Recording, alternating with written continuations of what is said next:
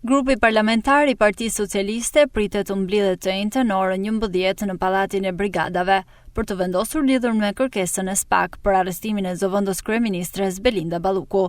Mbledhja vjen pas seancës së Këshillit të Imuniteteve zhvilluar të hënën me dyert të mbyllura, ku përfaqësuesit socialistë u shprehën se masa e pezullimit nga detyra është e mjaftueshme.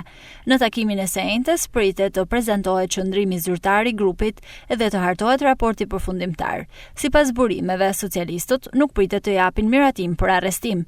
Raporti I shumicës do të hartohet nga Ulsi Manja, kryetari I Komisionit të Ligjeve dhe antari I Këshillit të Imunitetit.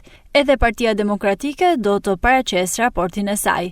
Të dy dokumentet do t'i nënshtrohen votimin në seancën plenare të 5 marsit në Kuvendin e Shqipërisë.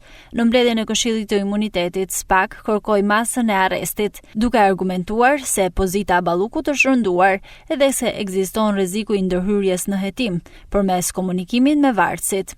Sipas prokurorisë, izolimi I saj konsiderohet I nevojshëm për të shmangur ndikimin në proces. SPAK ka pretenduar gjithashtu se Balluku ka intimiduar dëshmitarët përmes presionit në vendin e punës apo përmes personave të tjerë me qëllim ndryshimin e dëshmive.